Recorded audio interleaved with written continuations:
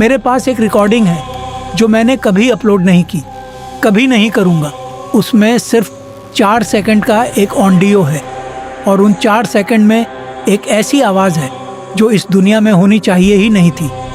ये जो मैं आपको बताने वाला हूँ ये सच्ची बात है, सच में। मैं अर्जुन हूँ और मैं कभी भूतों और भूत प्रेत में यकीन नहीं करता था। मेरे लिए पैरानॉर्मल का मतलब था यूट्यूब पर लेट नाइट वीडियोस, दोस्तों के साथ हंसना और फिर चैन से सो जाना। इसलिए जब मुझे एक पुरानी बंद अस्पताल में रात का वॉचमैन बनने का काम मिला, मैंने तुरंत हाँ बोल दिया। पैसा अच्छा था और मुझे ज़रूरत भी थी। अस्पताल का नाम था श्री बालाजी सिविल अस्पताल, शहर के बाहर। करीब 12 साल से बंद पड़ा था। एक विकराल ग्रे रंग की इमारत जिसके टूटे हुए शीशे अंधेरे में आंखों जैसे लगते थे। मुझे लगा दुनिया की सबसे बोरिंग जॉब मिलेगी मुझे। कितना गलत था मैं। पहला हफ्ता बिल्कुल ठंडा रहा, कुछ नहीं हुआ, पर सब कुछ बदल गया। 7वीं रात, मंगलवार था। बाहर काली आंधी आ गई थी। तूफान इतना तेज था कि पुरानी इमारत के टूटे शीशे कांप रहे थे, जैसे डरता हो कोई। और तब मेरी घड़ी में वक़्त था 3:15। कहते हैं ये शैतान का वक़्त होता है। मैं ग्राउंड फ्लोर रिसेप्शन में था, हाथ में टॉर्च। ऊपर एक पुराना ट्यूबलाइट था जो एक बीमार बुढ़ापे की तरह थम थम कर जल रहा था। और फिर उस मौत जैसी खामोशी के बीच एक बच्चे के रोने की आवाज़ आई, हल्की, उदास, दीवारों से टकराती हुई। मेरा पहला ख्याल बिल्कुल सीधा था, कोई बच्चा बाहर बारिश में भीग रहा होगा, जो अंदर घुस आया होगा। मैंने टॉर्च पकड़ी, रेडियो, और चल दिया। आवाज़ आ रही थी ऊपर से, 4थे माले से। पुराना पीडियाट्रिक्स वार्ड, बच्चों का वार्ड। सीढ़ियाँ चढ़ते वक्त कुछ अजीब हुआ, ठंडा, इतना ठंडा कि मैं अपनी खुद की सांसों का धुआं देख सकता था, अंधेरे में, बंद अस्पताल में, आधी रात के बाद। और जैसे जैसे मैं ऊपर बढ़ता गया, रोने की आवाज़ तेज़ होती गई, पर कुछ गलत लग रहा था। एक ही सुर, एक ही लय, एक ही आवृत्ति, बिल्कुल मशीन जैसी, जैसे कोई इंसान नहीं बल्कि कोई चीज़ थी जो बच्चे के रोने की नकल कर रही थी, पर पूरी तरह नहीं सीख पाई थी। 4थे माले का कॉरिडोर, दोनों तरफ खुले हुए दरवाजे, अंधेरी खामोशी के साथ। आवाज़ आ रही थी आखिरी कमरे से, कमरा नंबर 402।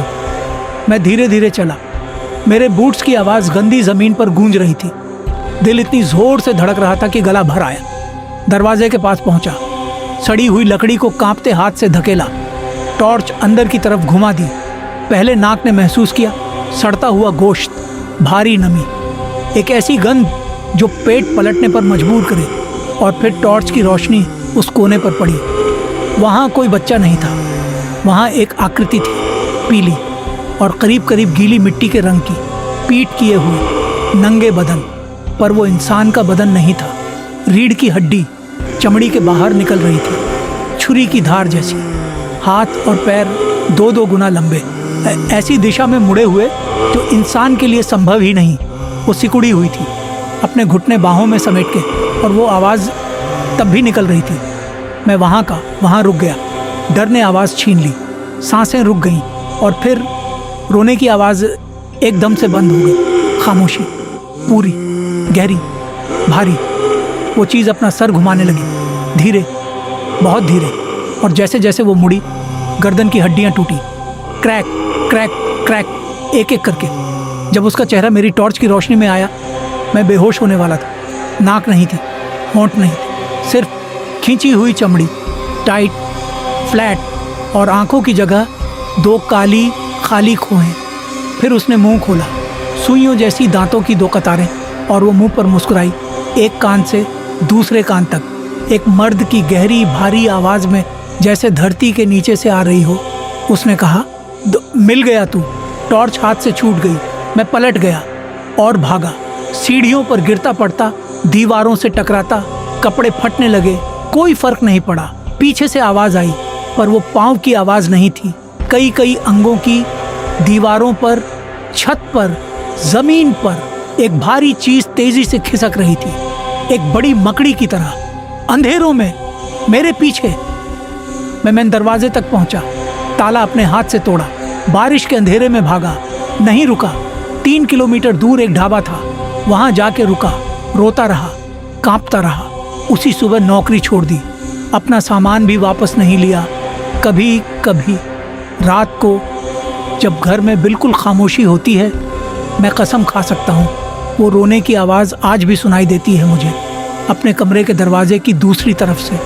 मुझे नहीं पता वो क्या, जानना भी नहीं चाहता, पर इतना ज़रूर जानता हूँ कुछ दरवाजे किसी वजह से बंद रहते हैं और उस पार की दूसरी तरफ कुछ होता है आकर, जो सदियों से सिर्फ इंतज़ार कर रहा है कि कोई उन्हें खोल दे।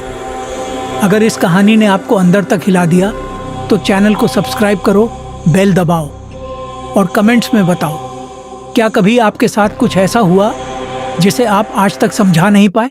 मिलते हैं अगली कहानी में